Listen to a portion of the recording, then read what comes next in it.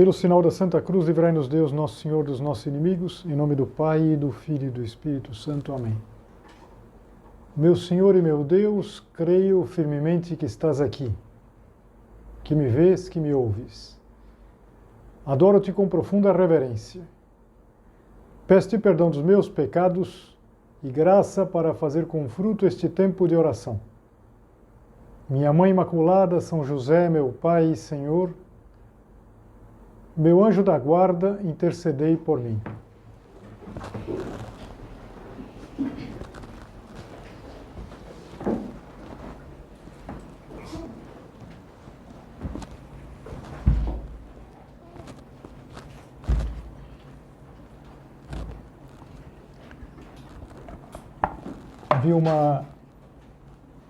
Havia uma senhora, uma nova rica, estava deslumbrada, ficou rica da noite para o dia, e que resolveu que ela precisava, exatamente por isso, frequentar, não sei, a alta cultura para validar a nova situação dela.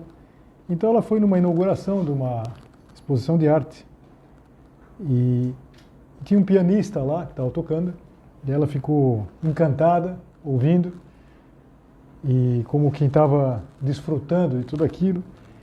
E quando ele terminou, ela disse mais ou menos assim, mas que maravilha! E querendo mostrar que conhecia muito de música, ela falou, quem é o autor de tudo isso, dessa maravilha? E o pianista, que tinha acabado de tocar, ele falou, é Beethoven, minha senhora. E ela, querendo esticar o assunto, não sei, mostrar interesse pela carreira, perguntou, o Beethoven, que gênio!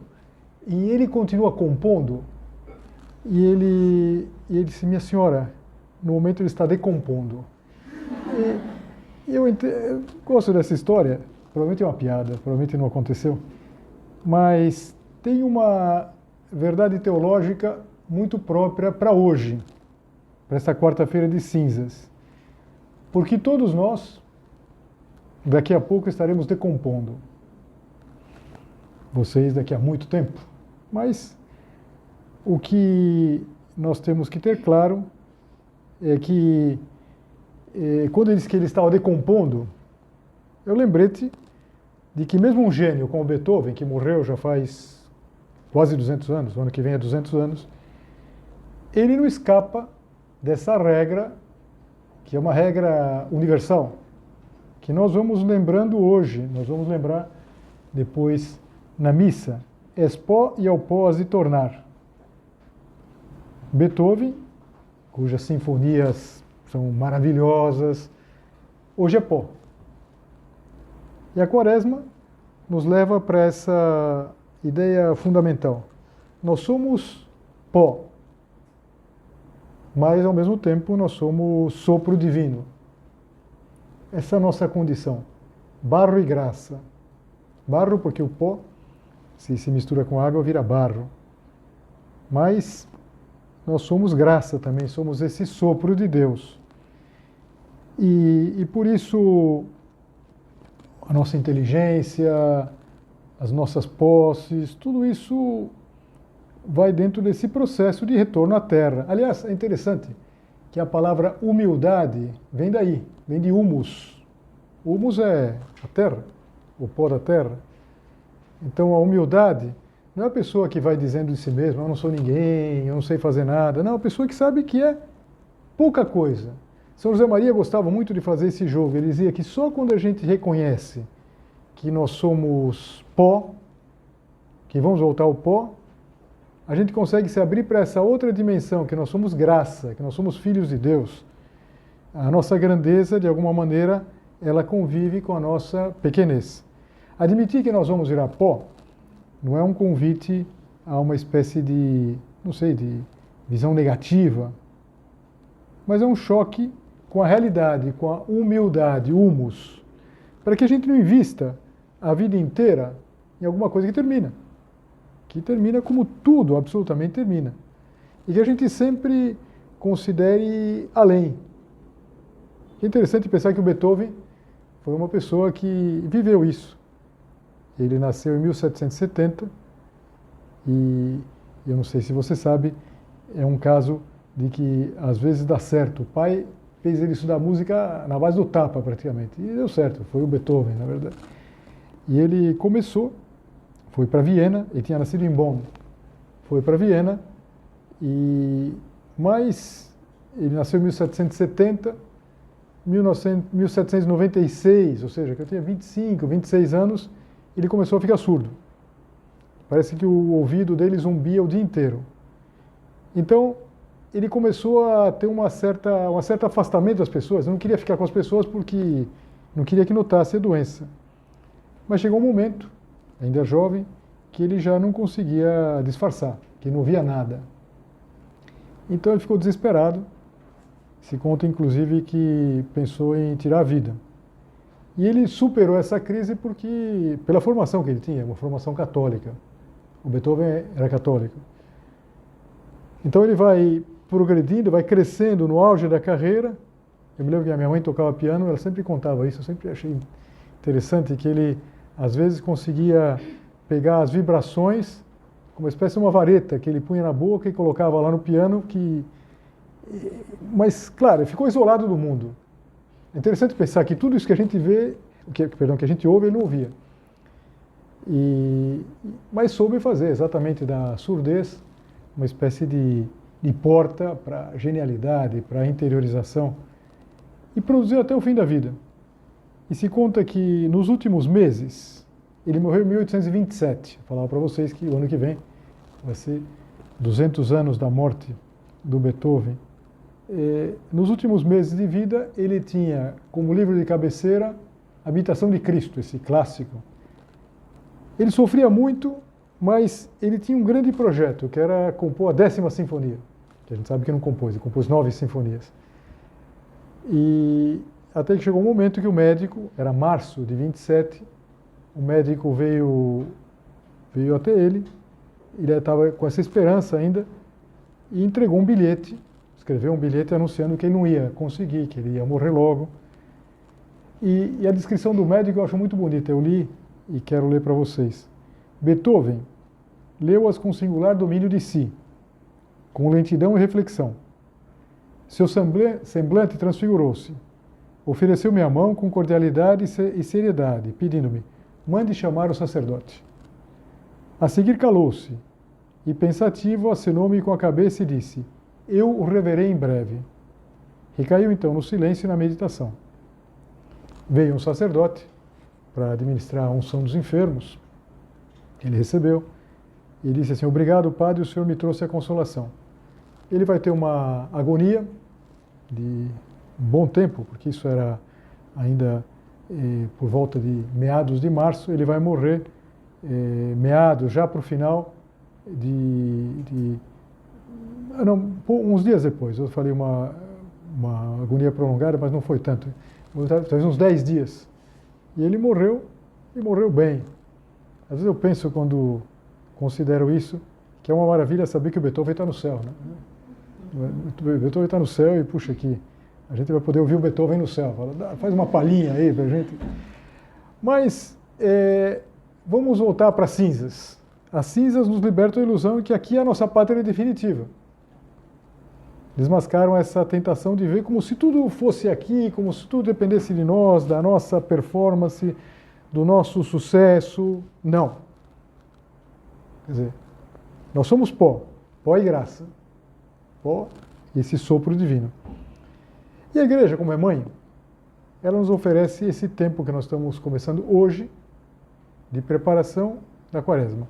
Um caminho que leva, a gente sabe, até a Semana Santa, até a Paixão e a Páscoa do Senhor.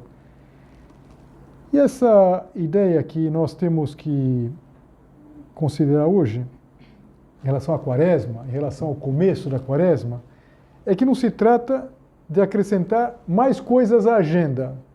Ou seja, começa a Quaresma, o que eu vou colocar na minha agenda? A minha Quaresma vai ser... Não. Se trata de permitir que Deus nos reconduza para o centro. Em vez de dizer, a minha Quaresma vai ser, podia mudar a frase assim, na minha Quaresma eu vou ser, com a graça de Deus. Eu vou ser aquilo que Deus espera que eu seja. aquilo que eu gostaria, vou fazer uma coisa bem difícil. O que seria um vencimento bem difícil para fazer nessa quaresma? Será que é o que Deus quer? O tom que a igreja dá, você já repara que os paramentos aqui, a gente já vê aqui também no véu do sacrário, é o roxo. Por que o roxo? O roxo simboliza a penitência, essa humildade, essa expectativa.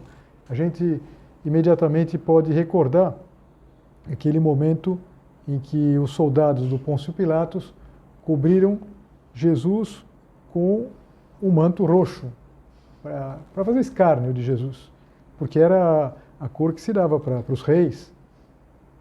E esse contraste, na verdade, Jesus é rei, com coroa de espinhos, e Jesus ele afirma que é rei, para o Pôncio Pilatos. Antes nunca tinha aceitado esse título, mas afirma que é rei.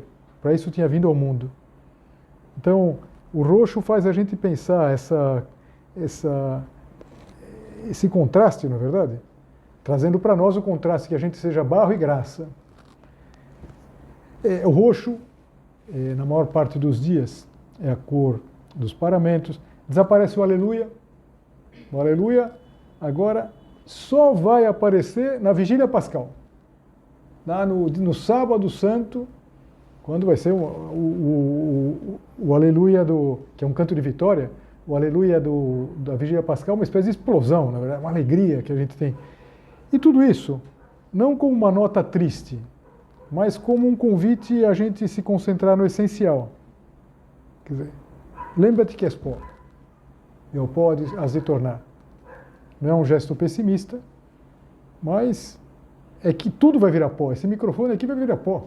Quer dizer, o tablet vai ser, um amontoado de silício e plástico descartado aqui, vai virar pó também um dia. E essa mesa vai virar pó. E as minhas preocupações, pó. As minhas angústias. E depois eu. E um pouco depois vocês. É assim. Assim e claro. E com essa ideia clara, a gente não se perde em alguma coisa que é transitória. E esse é o motivo, aliás, esse é o único motivo pelo qual a gente faz penitência. A gente não faz penitência, não teria sentido fazer penitência para emagrecer. Isso é outra coisa, isso é dieta. O que se faz? A igreja prescreve em 2 dias, que são exatamente hoje e a Sexta-feira Santa, que a gente faça jejum e abstinência. O que consiste o jejum? Consiste em ficar sem comer nada o dia inteiro? Não. Consiste em fazer uma refeição. Uma refeição normal, sem carne, porque hoje é jejum e abstinência de carne. E fazer 2 outras de maneira que sejam muito fracas, que somadas as 2 nem dê mais uma. Então, por exemplo, um café da manhã bem fraco. Aliás, a gente faz isso tantas vezes, na verdade, sai correndo para a faculdade, toma um café preto e sai correndo. Um almoço que pode ser normal e um jantar fraco também. Não fazer a merenda. Daí você fala, se eu fiz tudo errado, hoje comi fiz uma bacalhoada lá e como muito, porque pode comer carne de peixe. Então, tenta daqui para frente, daqui até o final do dia, fazer esse jejum, que a gente faz hoje, e na Sexta-feira Santa. Quem faz? Abstinência a partir dos 14 anos. O jejum dos 18 aos 59. Acho que todos vocês têm mais de 14, então, abstinência. Quem tem mais de 18, acho que todo mundo aqui, pode fazer. Agora, também não precisa ser, não, ainda não tenho, depois da manhã. Eu já passei dos 59 e vou fazer o meu jejum, e não vou morrer, hein? Não vai acontecer de eu cair duro aqui. Pum! Padre Milton caiu duro aqui. Eu vou usar meu bilhete de idoso aqui para não. Não vou usar. Eu acho que nós podemos ser generosos. Aliás, porque é tão fraco isso daí. Eu dizia que às vezes a gente faz esse mesmo jejum sem se propor a isso, por outro motivo. Porque o dia foi apertado, você tomou café, almoçou, chega em casa de noite e nem tem vontade de jantar, come uma coisa, come uma fruta, come uma omelete. O principal não é a materialidade do que a gente vai fazer. Por isso a gente vai ouvir uma leitura interessante a primeira leitura da missa, que fala de rasgar o coração e não rasgar as vestes. Talvez até se surpreenda, mas no mundo judaico, no mundo bíblico, rasgar as vestes era um sinal de luto, de dor, diante de uma tragédia, diante de uma morte. Por exemplo, se você lembra um pouquinho da Bíblia, quando o Jacó tinha os seus 12 filhos, e os irmãos venderam José. José vai para o Egito, toda aquela história bonita que a gente conhece, mas disseram para o pai que o José, que era o filho mais novo dele, tinha sido devorado por uma fera. Então o pai fica desesperado. Então ele rasga as vestes e não aceita consolo. Tem um outro personagem que se chama Mardoqueu. O Mardoqueu, de repente, vem uma grande perseguição contra os judeus. Então ele rasga as vestes dentro do decreto de extermínio dos judeus, do povo judeu.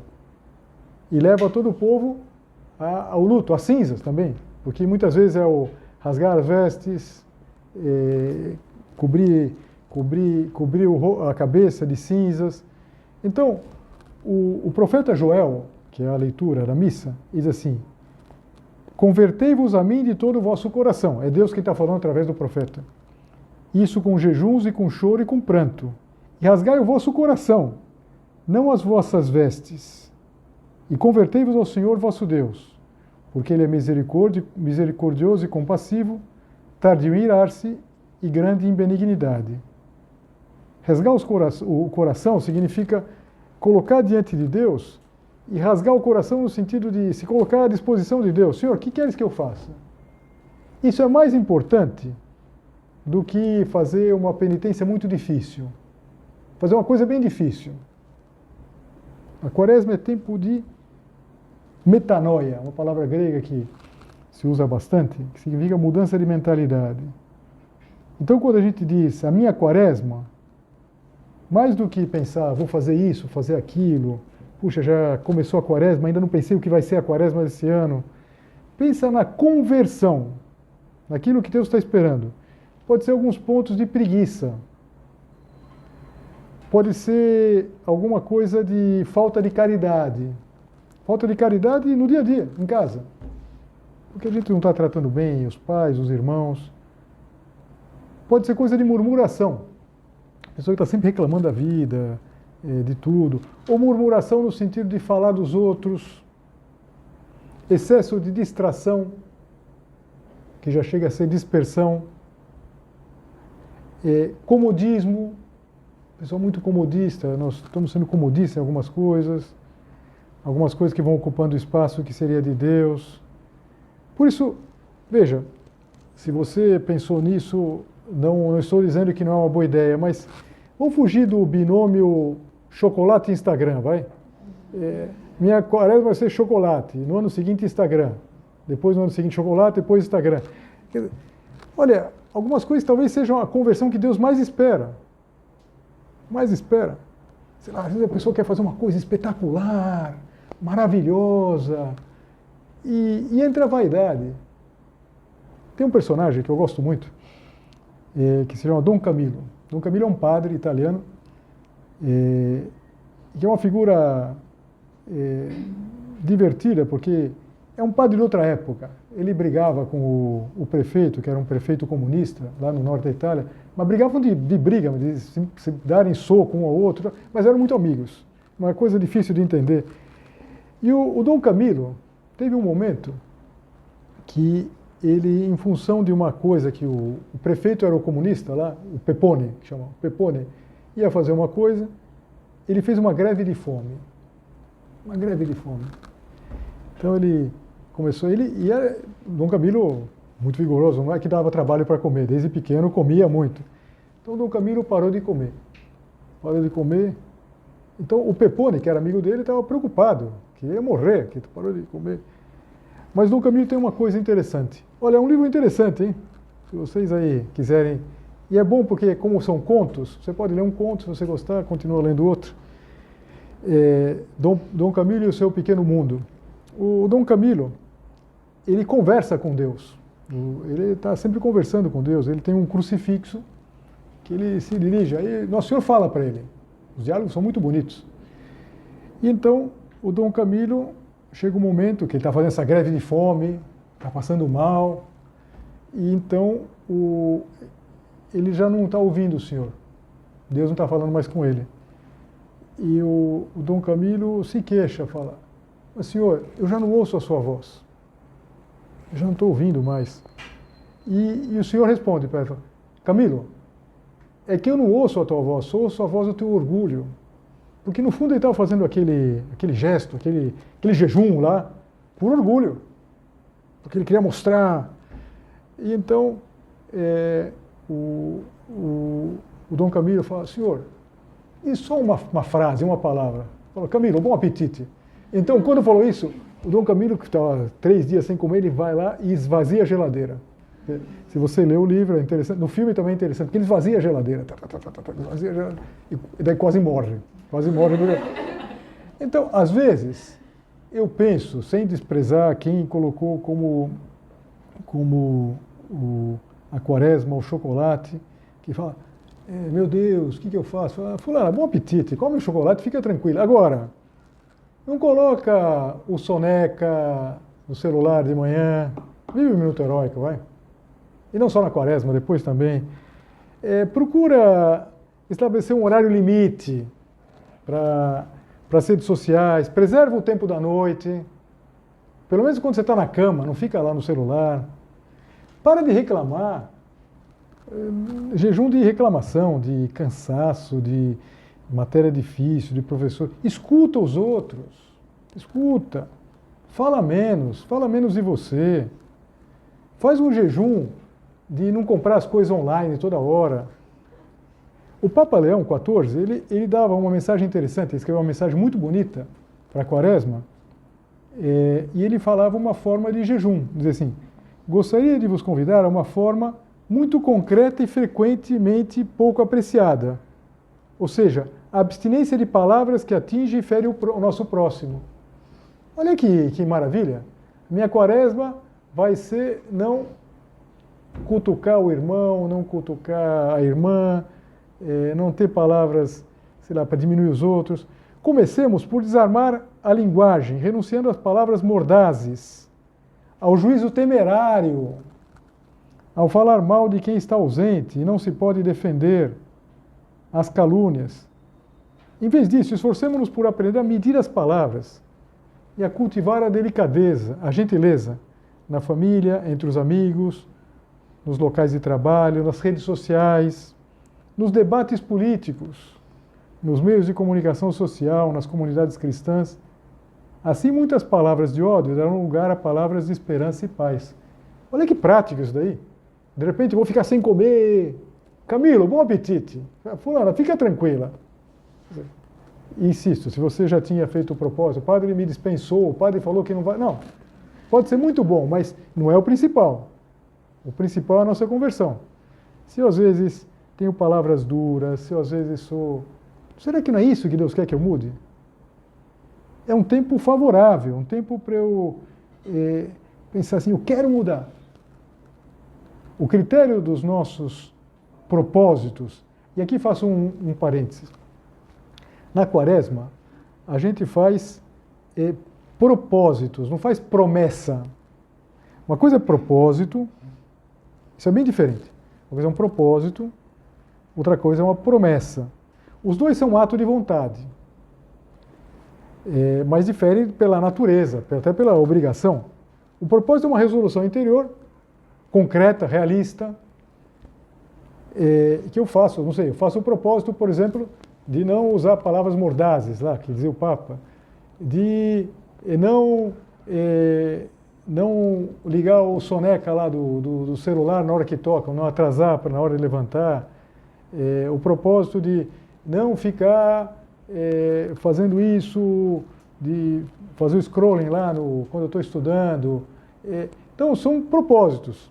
E um propósito, ele é uma resolução, cria uma obrigação, mas, claro, quando a gente não consegue, a gente continua. Porque se uma pessoa faz o propósito e confunde com promessa, Por quê? Porque a promessa, se fosse uma promessa, um compromisso solene, claro que tem uma obrigação grave, seria grave uma pessoa deixar. Então a pessoa fala, a minha quaresma é Nutella. Então, de repente, comi Nutella, pum, caiu, quebrou a quaresma. A quaresma não quebra. Quer dizer, é propósito. Vamos fazer um propósito. Eu quero mudar. Eu quero mudar nisso que Deus espera que eu mude. Eu quero chegar pontualmente nas aulas durante a quaresma. Eu quero ganhar esse hábito de estudo. Eu quero parar, não sei, de falar mal das pessoas, de fazer maus julgamentos. Então, isso, nós vamos ter vitórias e derrotas. E às vezes a gente consegue. Quando a gente não consegue, a gente pede perdão a Deus, às vezes pede perdão às pessoas e recomeça. Então, os propósitos, não promessas, de quaresma, o fundamental não é a dificuldade. Você também poderia pensar uma coisa mais difícil. Então, vou ficar a pão e água, quarta e sexta, segunda, quarta e sexta. Não é fazer uma coisa mais difícil. É fazer aquilo que Deus espera que a gente faça. Vou usar uma outra comparação. Imagine que um marido tratasse muito bem a esposa, que sempre estivesse dizendo que a ama, que fosse um marido carinhoso, mas que tivesse uma coisa que deixava a esposa triste. Um hábito, um vício, que ele bebia. A esposa sofre com isso. Então, cada vez que ele desse um presente, imagina um presente caríssimo, uma joia, ela agradecia, porque claro que ela gostava. E gostava não porque ganhava, que é só porque via o carinho dele. Mas no fundo ela pensava assim, se ele me ama tanto, por que não muda nesse ponto que sabe que me entristece tanto? Eu acho que esse é o ponto, sabe? Para cada um de nós, eu penso em mim, pensa na tua vida, o fundamental na quaresma é alguma coisa que a gente sabe que desagrada a Deus. É isso que Ele quer na quaresma. Isso que é rasgar o coração e não as vestes, não uma coisa exterior, não uma coisa que chama atenção, não uma coisa, não sei, que, aliás, nem teria muito sentido fazer tudo isso para ser visto. Pessoa que tivesse lá sem comer chocolate e fosse aparecendo no Instagram, estou há 14 dias sem comer chocolate, meu recorde anterior é 18 dias. Será que é a conversão? Vamos terminar olhando para Nossa Senhora, lembrando que ela é imaculada. Nossa Senhora, ela teve essa total disponibilidade, digamos, rasgou o coração. Quando o arcanjo Gabriel disse que ela é a mãe de Deus, ela disse aqui, faça-se em mim, com toda a disponibilidade, sem reserva, sem condição. Então, quando a gente começa a quaresma, vamos pedir ajuda a ela. Começar não com as cinzas, apenas, mas com esse fogo da caridade. O fogo que transformou aquilo que antes eram os ramos em cinzas. Aliás, não sei se você sabe, mas as cinzas, de onde vem essas cinzas? Que depois vai ser a imposição. Vem dos ramos do domingo de Ramos do ano anterior. De onde foi? Será que o sacristão vai lá, queima alguma coisa, faz um montinho de cinza? Não. Os ramos que sobram, se queima e se faz as cinzas que se impõem. Então, não só com essas cinzas, mas com esse fogo da caridade, da conversão. Que maravilha que a gente queira se converter, mudar de verdade, para estarmos mais perto do Senhor. Nossa Senhora, ela não precisou de uma conversão, porque é imaculada. Mas como é nossa mãe, ela sabe qual que é o nosso, digamos assim, o nosso passo. A mãe, quando vai com a criança, ela não vai arrastando a criança, mas ela vai dando um puxãozinho para que a criança não se detenha, para que a criança fique olhando para todo lado, para que a criança caminhe. Então, dizer, Nossa Senhora, me pega pela mão, como minha mãe pegava quando eu era criança, e que ia andando comigo, e com muito carinho, ia me dando um puxãozinho, sempre que eu, sei lá, me distraía com alguma coisa, para chegar onde tinha que chegar. Que Nossa Senhora nos acompanhe. Se alguma vez a gente não conseguir viver o propósito da quaresma, recomeçar. Não entrar nessa espécie de quase, desculpa, uma espécie de gincana. Tenho que conseguir 40 dias fazer isso. Não, acho que é muito mais do que isso. Deus Nosso Senhor quer o nosso coração, não quer a materialidade daquilo que a gente possa fazer.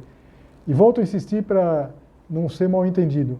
Não estou dizendo que era muito bom uma pessoa fazer a penitência do chocolate, se gosta muito de chocolate, disso, daquilo, mas não é a essência. A essência da quaresma é uma palavra, é a palavra que agora nós vamos lembrar, conversão. Por quê? Por que nós temos que nos converter? Porque nós somos pó, mas ao mesmo tempo nós somos esse sopro divino. Nós somos barro e graça. E essa nossa condição é que nós temos que saber administrar e com ela chegar até o céu.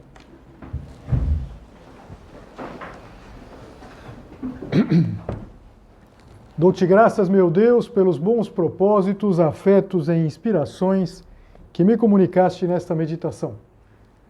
Peço-te ajuda para os pôr em prática. Minha Mãe Imaculada, São José, meu Pai e Senhor, meu anjo da guarda, intercedei por mim.